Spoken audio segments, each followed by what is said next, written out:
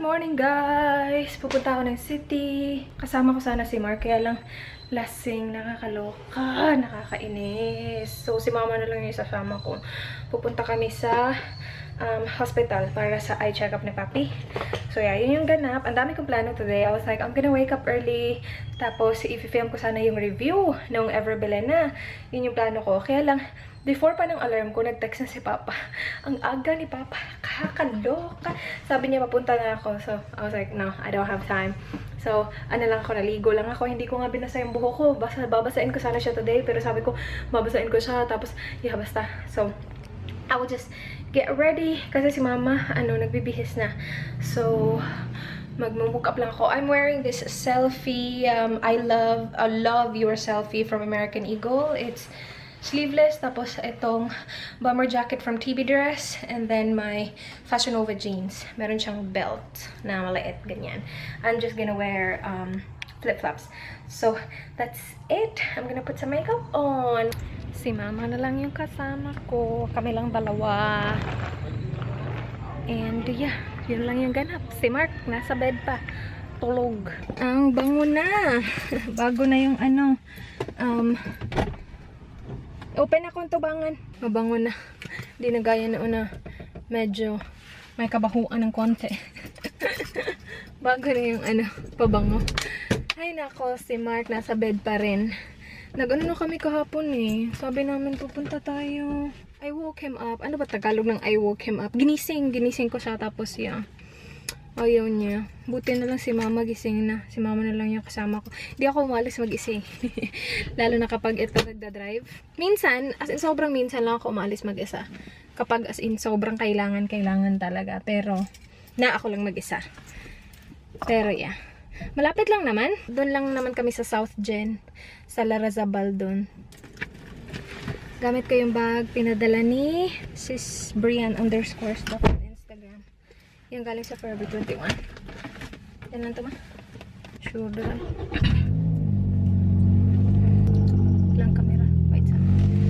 Bye. Dito kami sa Jollibee. Tapos na mapacheck up si Papi. And the food. I have spicy chicken, regular chicken, burger steak. Yummers. Kain tayo. Muulan. Uwi na kami. Si Papi uwi na din. Tapos na si Papi. Babalik kami. Kailangan niya magpa-biometry. So, pupunta kami sa ibang hospital para magpa-biometry. Tapos, ibabalik na naman namin doon para makita ni Doc yung result. Tapos, schedule for cataract surgery. Meron siyang cataract sa left eye niya. Isa lang. So, yeah. Merong ulan. Maliliit na ulan. Uwi na kami. Hindi natin ito na maayos. Ganda ng bag ko na. Nice. Napagdala? Yes. Brian _ stuff. Let's go. Ang init.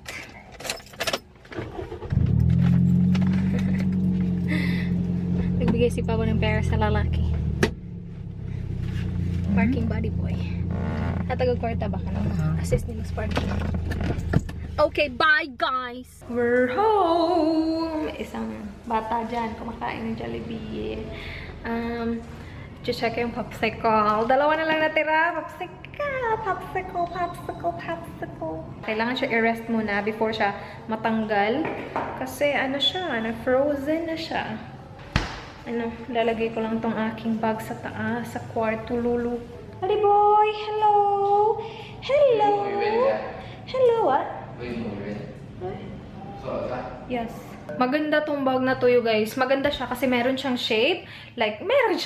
Lahat naman ng bag merong shape. Pero, yung shape niya, maintained yung shape niya. Hindi gaya ng backpack na you know what I mean? I will show you what's on my bag. Yung ibig ko sabihin is nalalagay ng maayos yung mga gamit kasi meron siyang ganyang shape. Ganyan. So, see? Maganda. Nalalagay ko din yung camera ko ng maayos. So, ito lang usually yung dinadala ko. Power bank, phone, and then, ito, nandito yung battery ko at saka yung extra na memory card. And then, hand cream, of course. Ito nabili ko sa Thailand actually.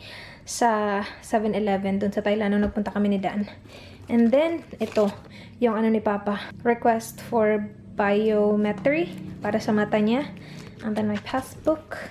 And then my wallet. And then yung sunnies ko. Ito yung gamit ko na lipstick pala, Meet Matthews, na Charming. Favorite liquid lipstick ko. Ballpen. And yun lang. Dito, walang laman din dito.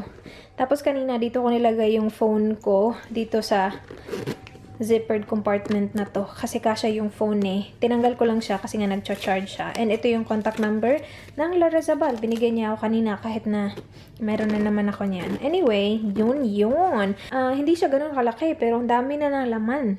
So, yeah. And ito lang yung makeup item na dinala ko. Kasi alam ko naman hindi kami magtatagal. Nakalimutan ko din magdala nung blotting paper kasi ginamit ko siya kagabi. Nag-review ako kagabi nung Careline, you guys. Na-review ko na yung Careline. Hindi ko alam kung kailan yung mapapanood. I'm pretty sure this vlog will be uploaded first. Pero yan, na-review ko yung Careline na BB cream, liquid makeup, foundation ata yun, and then concealer.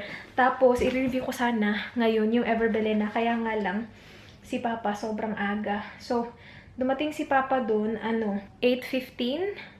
I think 8:30, tapos kami dumating 8:45, tapos yung doctor 9 pa.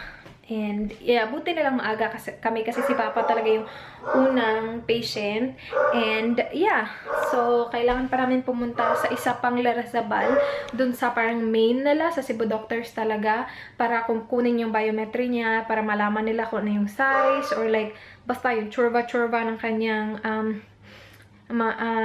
lens. Merong lens ng mata na kailangan palitan kasi may cataract. So, yeah, yun yung gagawin. And then, after that, ibabalik yung biometry sa doctor, tapos mag-schedule ng surgery. So, yun yung ganap. And hindi ko alam kung kailan kami pupunta dun sa City talaga, dun sa Larazabal, kasi hindi ko alam paano pupunta dun. Kailangan ko isama si Mark para may mag-navigate ng maps. Yung mascara ko, in fairness naman talaga sa mascara kong ito at saka sa lipstick ko, nag-fade na siya. Kumain na ako. Isang beses pa lang. Nag-fade na siya, pero hindi ganun kasama. Like, okay lang naman siya tingnan. Biglang nag-blur. Yeah, pero yung mascara ko sobrang ganda. Ano lang to? Actually, 2 layers, 2 coats yung in-apply ko today. Curl Fix Mascara from Etude House. And then, yeah, i-review ko siguro bukas yung Everbelena na foundation. I'm excited. Kasi ito yung shade niya, yellow undertone. I can't wait. Hello! Kakain ako ng dinner. Yung ulam is, ano yung ulam? Parang pansit ata yung ulam. Kasi, aching! Shh! Yung ulam is pansit. Oh yes! Yummer! Ito carbs on carbs kasi kakainin ko to with rice. Oh, by the way, my video is up. Actually, ilang minutes na ba? 30 minutes na. Okay, gawa tayo ng shout out sa mga early bird. Wait. 85 comments na eh. Magsisimula ako sa pinakauna talaga. So, yung very first comment ay si Jennifer 10-10-1979. Hello, Andrea Rose Frahil, Princess Aching! What's going on?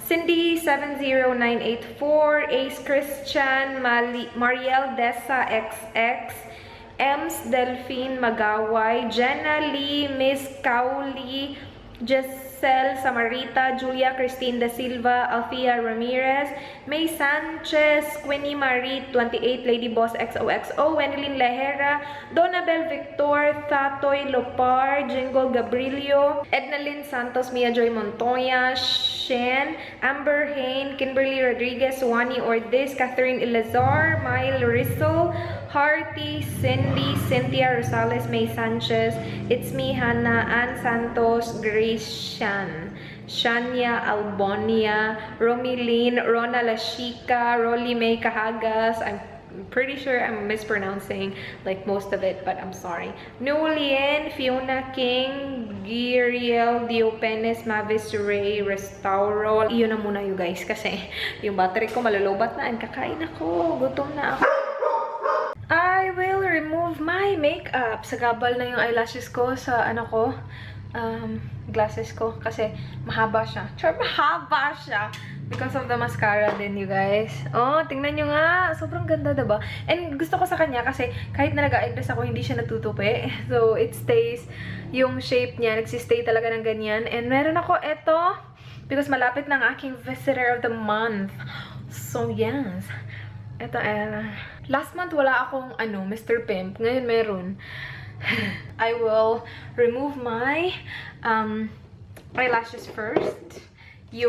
Not eyelashes. I'm not gonna remove my eyelashes. So, remove ko yung mascara ko. Gagamitin ko yung Sephora Waterproof Eye Makeup Remover. Ito lang yung nakakatanggal ng kasi ito yung rice water, the Face Shop rice water na makeup remover. Hindi siya nakakatanggal nito eh. Nakakatanggal siya ng makeup, pero hindi yung Curl Fix Mascara. Yung Curl Fix Mascara, mahirap siyang tanggalin. Naghahanap ako ng bagong eyeglass because I'm pretty sure nag-iba na naman yung grade ng mata ko. The last time I got it checked was before ako umalis. So, siguro mga 7 months na siya. So, it's time to have my eye check up again. And para updated din ako, para makabili ako ng contacts na yung grade ko talaga. Yun yung importante sa mga nagsusuot ng contacts. Dapat updated talaga or alam mo talaga kung ano yung grade ng mata mo. Kasi you wear your contacts and kapag mali yung contacts mo, alam nyo na, mahirap na, hindi mo makakita, Let me know if meron kayong online na alam na mura lang kasi I'm planning na kapag binili ko siya online, gusto ko damihan. Like damihan para pagpilian siya kasi hindi naman sila lahat mapapalitan ko ng lens, diba? So gusto ko at least 2 kapag online ko siya binili. Pero I was thinking din na bumili ng mamahalin, tapos isa lang, para sure ako na magtatagal talaga. Kasi yung mga ganito, yung mga nabibili ko online, kasi to, ang dami nagtatanong kung saan ko to nabili. Kisses PH, siya, Cartier inspired. Hindi ko siya gusto kasi habang tumatagal, itong, handle niya, sensitive kasi yung skin ko sa mga fake na jewelry. Still, ang dami ng jewelry ngayon na, na siya, hypoallergenic, like this. Tapos, itong bracelet from Radaf PH, hypoallergenic siya. Pero kapag hindi, nangangati talaga yung skin ko. So, this one, nangangati yung dito sa tenga ko. And, tsaka siya. So, nilagyan ko siya ng tape para hindi matouch ng skin ko yung actual na gold part. So, yun yung ginawa ko. Napansin ko lang naman siya, matagal na. Siguro nag-rub off na yung parang paint na gold. Ewan ko, basta.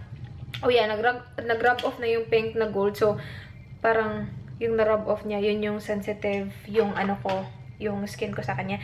Anyway, I'll go ahead and wash my face. I've been talking for 3 minutes. My gosh. My camera is dying as well. I've been using this soothing serum before ko ilagay yung another serum ko. So, serum on serum yung ganap ko. Kasi again, na-mention ko sa skincare routine ko na ito para sa akin moisturizer siya because of its consistency. Anyway, anuhan ko na yung mukha ko. Hugasan. Magmamask ako. Gagamitan ko itong Hydrogel Eye Therapy Patch from Leaders PH. Kasi alam niyo naman yung under eyes ko, you guys, super dark. So, maybe it will help. I do not know. But yeah, I will use this. By the way, I stopped using this. Diba, na-feature ko to sa previous skincare routine ko. I stopped using this kasi I just don't see it working for me na. So, yeah, I stopped using that. And then, yeah, magmamask ako. Maganda siya kasi meron talaga siyang ganyan. O, diba? Sosyalin lang! Ang ganda sa feeling ng eye mask. As in, sobra, siya, thick na hydrogel. Hindi siya yung regular na sheet mask. Sobrang ganda niya sa feeling. Very cooling. Oh my gosh. I like it. Anyway, after nito, maglalagay ako ng serum. Tapos, yeah, manonood ako nung, yung show ni, who's that girl? RC? RC? Tama ba ako? Hindi ko alam. Basta yung si Jericho. Tama ba yun? Tama, RC, right? Yung pangalan niya. Pero, yeah. Ganda niya, no? Anyway, papanoorin ko yun kasi feeling ko simula na. Okay, I'll go. Yung battery ko talagang bumiblink. Kanina pa siya nagbiblink-blink. Hindi pa rin siya namamatay. Bongga. Guys! Good night. Good night. Good night. Tapos na ako maglagay ng serum. Naglagay ako ng 2 serum. Yung soothing serum. Tapos yung aking Clavo na serum. I will go ahead and close this vlog. Tapos lang Edan tumawag. Nihintay ko na ma-save yung video ko sa kabilang computer. And ano yan, sa kabilang computer, dun sa kabilang bahay. And yeah, yun na yung vlog. Thank you so much guys for watching. Please like this video if you enjoyed. Please subscribe if you haven't already. I hope to see you guys tomorrow. Do not forget, be good. Good night. Bye.